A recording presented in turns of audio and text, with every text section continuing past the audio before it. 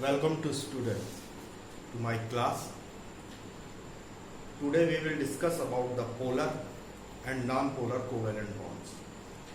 ये covalent bonds में ही दो टाइप होते हैं जो कि उनके एटम्स जो पार्टिसिपेट करते हैं बॉन्ड फॉर्मेशन के उसके ऊपर डिपेंड करते हैं. Before starting our video I humbly request to you please subscribe my channel in huge number and also press the bell icon. So our today's topic is polar and non-polar covalent bond. तो आज हम chemical bonding में polar और non polar bond discuss करेंगे.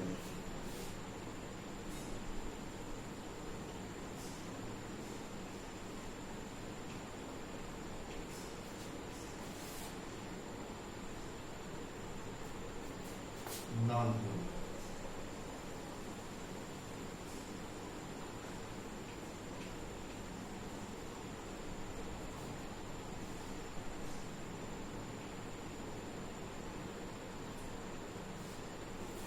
पहले हम discuss करेंगे non polar covalent bond.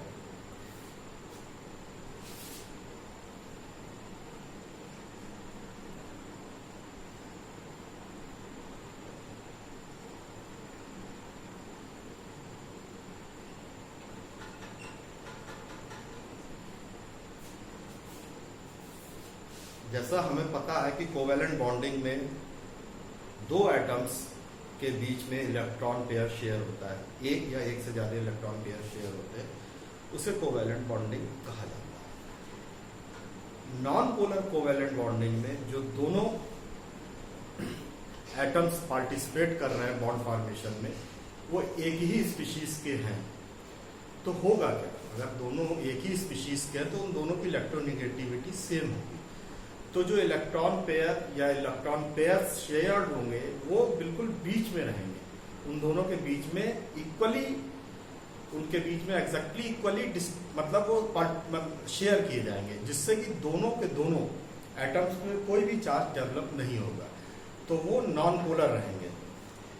For example हम हाइड्रोजन और ऑक्सीजन, नाइट्रोजन जिसमें एक ही तरह के स्पीशीज है उनको कंसीडर करते हैं.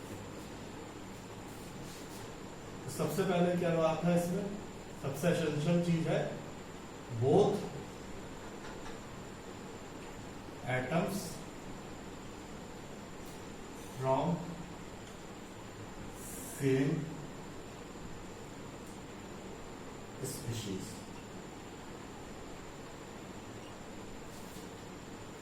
फिर electron pair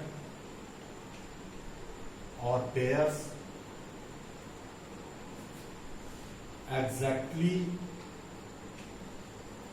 shared between them.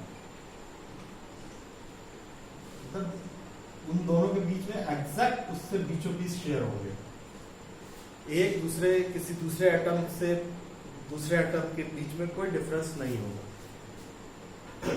तो अब हम एग्जाम्पल लेते हैं हाइड्रोजन का. तो H इस एटम का और H इस एटम का, तो ये एक बॉन्ड बना.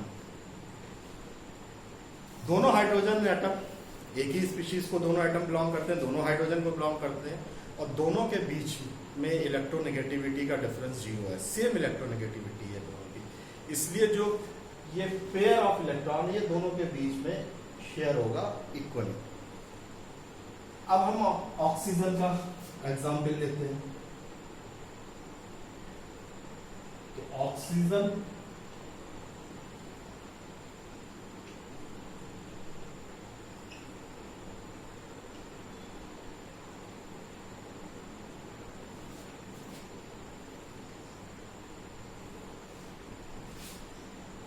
इसमें भी ये दोनों एटम जो बॉन्ड फॉर्मेशन में पार्टिसिपेट कर रहे हैं वो सेम स्पीशीज को बिलोंग करते हैं, दोनों ऑक्सीजन को बिलोंग करते हैं, इसलिए दोनों के बीच में कोई इलेक्ट्रोनेगेटिविटी का डिफरेंस नहीं होता. इसलिए क्या है, वो जो बॉन्ड है जो इलेक्ट्रॉन पेयर है वो दोनों के बीच में, दोनों जो इलेक्ट्रॉन पेयर्स हैं वो दोनों के बीच में ही रहते हैं, बिल्कुल बीच में एग्जैक्टली शेयर किए जाते हैं, इसलिए कोई भी तरह का चार्ज दोनों पे डेवलप नहीं हो पाता इलेक्ट्रोनेगेटिविटी के डिफरेंस के कारण। तो इस टाइप के जो बॉन्ड्स होते हैं उनको नॉन पोलर कोवेलेंट बॉन्ड कहा जाता है।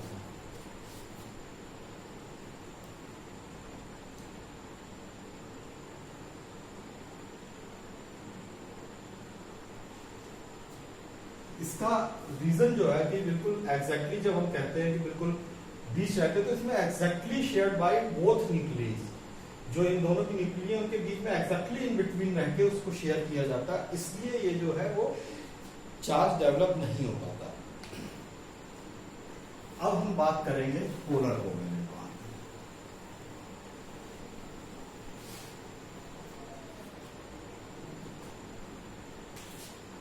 तो पोलर कोवेलेंट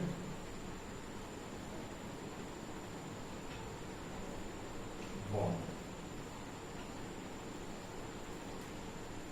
एक एग्जाम्पल कंसीडर करते हैं, हाइड्रोजन और फ्लोरीन जो HF बनता है,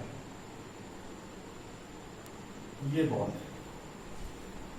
हमें पता है हाइड्रोजन और फ्लोरीन दो डिफरेंट स्पीशीज को बिलोंग करते हैं, दोनों के बीच में केमिकल बॉन्डिंग हो रही है, पर हाइड्रोजन से बहुत ज्यादा इलेक्ट्रोनेगेटिविटी है फ्लोरीन की।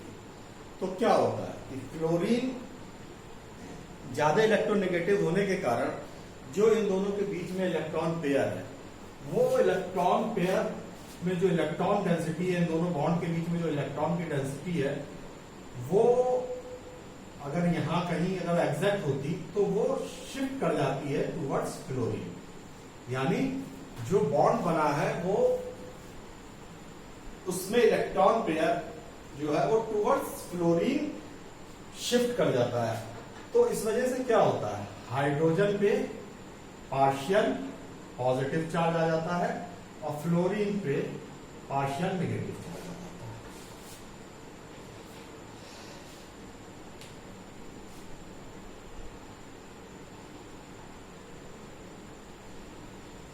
इस तरह से ये जो दोनों है इसमें डिफरेंट टाइप के चार्ज, एक पे पॉजिटिव चार्ज आ जाता है डेल्टा पॉजिटिव, यानी कि स्लाइड पॉजिटिव चार्ज, और दूसरे पे स्लाइड नेगेटिव चार्ज आ जाता है।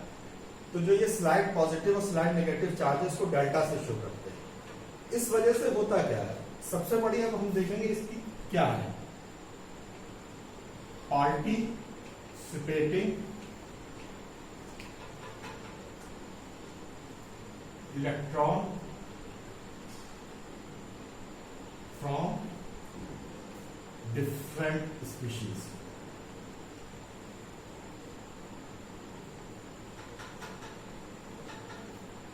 Second one, difference between electronegativity of both atoms। इसके कारण ये चार्ज डेवलप होता है, हाइड्रोजन पे डेल्टा पॉजिटिव चार्ज आ जाता है और फ्लोरीन पे डेल्टा नेगेटिव चार्ज आ जाता है। इस की वजह से जो ये मॉलिक्यूल है, मॉलिक्यूल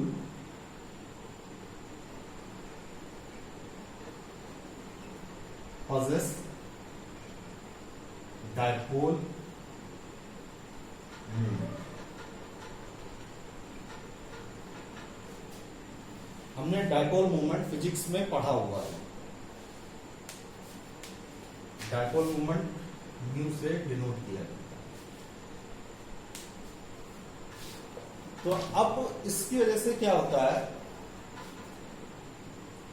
कि इसके ऊपर एक डायपोल मूवमेंट जनरेट हो जाता है, मॉलिक्यूल में जो डायपोल मूवमेंट आ जाता है वो आता है डिफरेंस की वजह से, क्योंकि ये दोनों स्लाइटली पॉजिटिव और एक स्लाइटली नेगेटिव चार्ज हो जाते हैं, इस वजह से ये डायपोल मूवमेंट जनरेट होता है।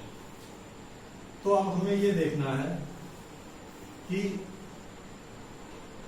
हम कैसे देखेंगे कि जो इलेक्ट्रोनेगेटिविटी का डिफरेंस कब वो कोवेलेंट बॉन्डिंग को शो करता है या कब वो आयनिक बॉन्डिंग को शो करता है, कब वो कोवेलेंट पोलर बॉन्ड शो करता है, कब वो नॉन पोलर शो करता है।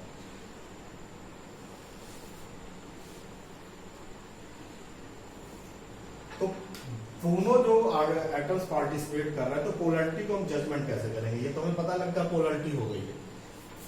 दोनों जो डिफरेंट स्पीशीज हैं एटम की, उनको देख के हमें ये पता है कि उनमें पोलैरिटी आ चुकी है, एक पॉजिटिव हो चुका है, डेल्टा पॉजिटिव, एक डेल्टा निगेटिव। लेकिन ये पोलैरिटी का कितनी है, कैसे हम उसको जज करेंगे, क्वांटिफाई कैसे करेंगे? तो इसको जज करने का तरीका होता है कि हम इन दोनों की इलेक्ट्रोनेगेटिविटीज का डिफरेंस निकालते हैं। जो दोनों एटम्स पार्टिसिपेट कर रहे हैं उनकी इलेक्ट्रोनेगेटिविटी का डिफरेंस निकालते हैं। तो इलेक्ट्रोनेगेटिविटी जो बेसिकली हम देखते हैं, उसके लिए हम जो यूज करते हैं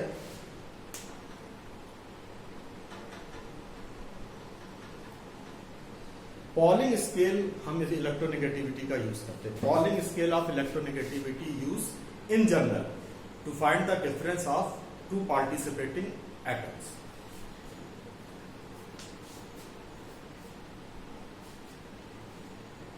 तो judgement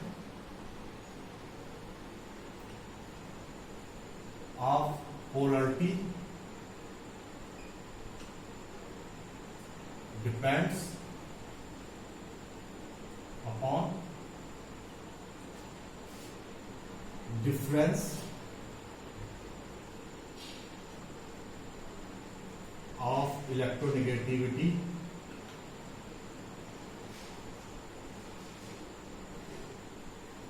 of two atoms. Pauling scale of electronegativity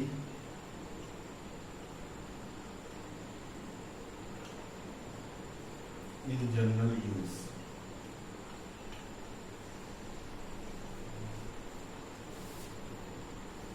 ठीक है, अब हम इसके बेसिस पे कैसे डिफाइन करते हैं?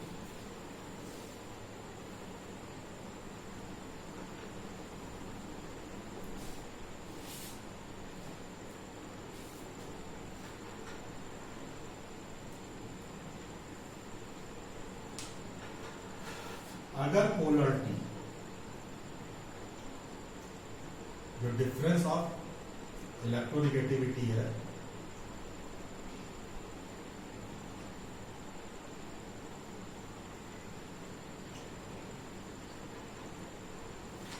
अगर ये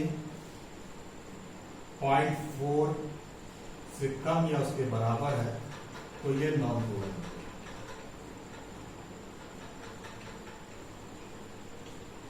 अगर ये 0.4 और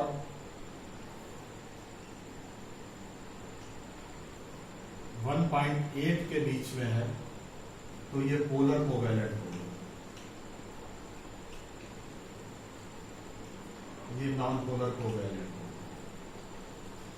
और अगर ये 1.8 से ग्रेटर है तो ये आयनिक कैरेक्टर। ये एक जनरल वो है क्राइटेरिया। तो अब हम थोड़ा बहुत डायपोल मूवमेंट के बारे में भी जान लेंगे।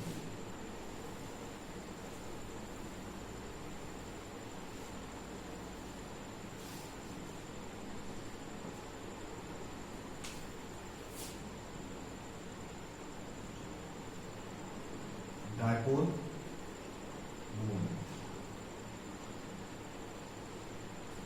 ये physical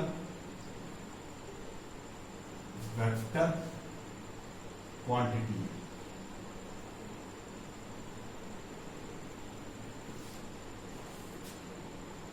dipole movement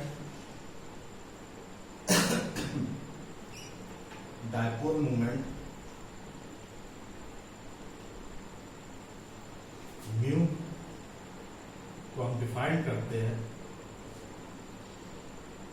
charge in coulomb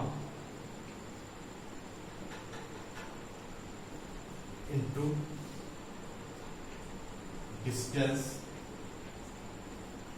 of separation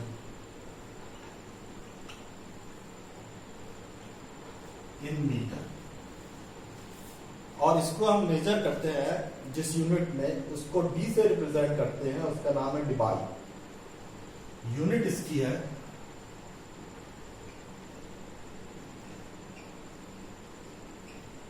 और रिप्रेजेंट करते हैं डी से।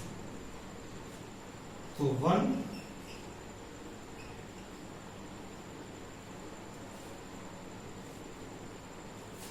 3.34 इंटू 10 की पावर -30 कूलाम मीटर।